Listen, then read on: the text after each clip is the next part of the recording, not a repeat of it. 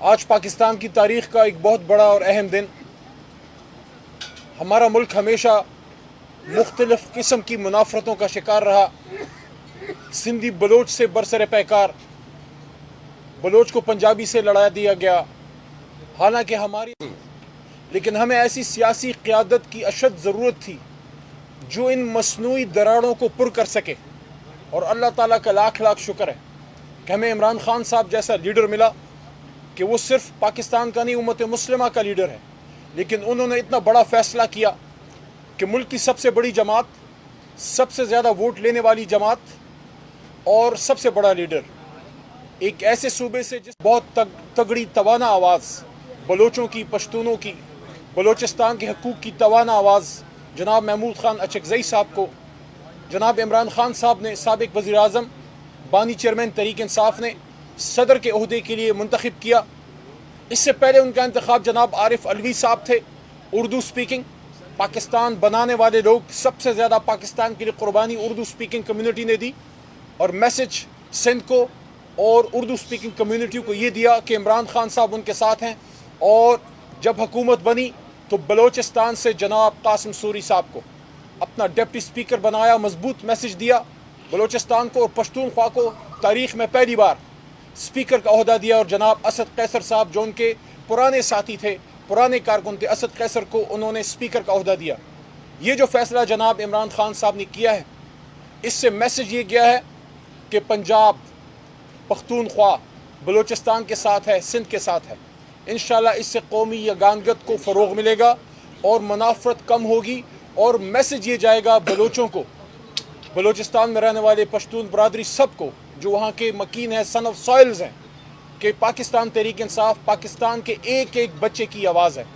اس موقع پہ آج ہمارے ڈاکیومنٹس جمع ہوئے، آج اس کی اسکروٹنی تھی. اسکروٹنی کے عمل سے ہم نکل کے آگے ہیں. لیکن افسوس کی بھی ایک بات میں کرنا چاہوں گا جس پہ ہم سب کل رات سے بڑے دکھی ہیں، کہ جناب اچکزئی صاحب جو سٹالورٹ ہیں بلوچستان کے، ان سے سیاسی اختلاف ہو سکتا ہے، ہمارا بھی رہا ہے. لیکن آج رول آف لاء کے لیے، قانون کی حکمرانی کے لیے، دھاندلی کے خلاف، عوام کے حقوق کے لیے، سیاست میں اسٹیبلشمنٹ کا کردار رد کرنے کے لیے، کہ ان کی اپنی ایک اہمیت ہے، ان کی اپنی ایک ضرورت ہے، پاکستان کے لیے لازم و ملزوم ہے. لیکن سیاستدانوں کا کام ہے، اور قوم اپنی فوج، اپنے اداروں کے ساتھ یکجان دو قالب کھڑی ہے.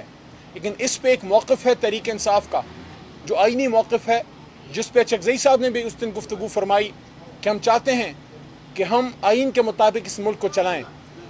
ان کی گفتگو سے کسی کو سیاسی اختلاف ہو سکتا ہے، لیکن کل رات جو ان کے گھر پہ چھاپا مارا گیا، جو زیادتی کی گئی، جو ان کے وہاں گارڈز کو بھی اٹھایا گیا، اس پہ پاکستان تحریک انصاف کی پارلیمنٹری پارٹی جو اس سنی اتحاد کونسل کے نام سے عارضی طور پہ پارلیمان میں ہے، ساتھ میں ہمارے چیف عامر ڈوگر صاحب، جنرل سیکرٹری جناب عمر ایوب خان صاحب، فاؤنڈنگ چیئرمین عمران خان صاحب کی جانب سے سٹنگ چیئرمین جناب بیرسٹر گور صاحب، اور ہماری تمام پاکستان تحریک انصاف اس کی پرزور مذمت کرتی ہے. اور ہم یہ سمجھتے ہیں کہ اس طرح کے معاملات سے ایشوز حل نہیں ہوں گے. جذبات میں آئے بغیر ٹھنڈے دماغ سے بیٹھ کے ہم پاکستان کے مسائل کا حل اس پارلیمان میں حل کر سکتے ہیں، جو ہمیشہ اچکزئی صاحب بھی یہ بات کرتے تھے، عمران خان صاحب بھی یہ بات کرتے ہیں، اور شومئی قسمت میاں نواز شریف صاحب اور زرداری صاحب یہ بات کرتے تھے، لیکن اس پہ عمل کرنا ان کا ندارت. بہرحال انشاءاللہ ہم پر امید ہیں. آخری بات کہ یہ فیصلہ عمران خان صاحب کا پاکستان کے لیے ایک بہت دیر پا بہت بہتر ہوگا جمہوریت کی بقا اور استحکام کے لیے. اور انشاءاللہ ہم پر امید ہیں کہ ہم اصلی ووٹ، فارم 45 والے ووٹ سے انشاءاللہ اچکزئی صاحب کو صدر بنائیں گے. اور اس میں ہمارے تمام اکائیاں، ہمارے تمام صوبوں سے ہمارے ایم پی اے صاحبان، مرکز سے، ہر جگہ سے ہمیں انشاءاللہ ہماری جماعت سے سپورٹ ملے گی. میں درخواست کروں گا اچکزئی صاحب سے، اس کے بعد چیف وپ صاحب بھی کھڑے، کہ تھوڑا سا اپنے خیالات کا اظہار کیجیے گا. بسم اللہ. منظور ہوئے.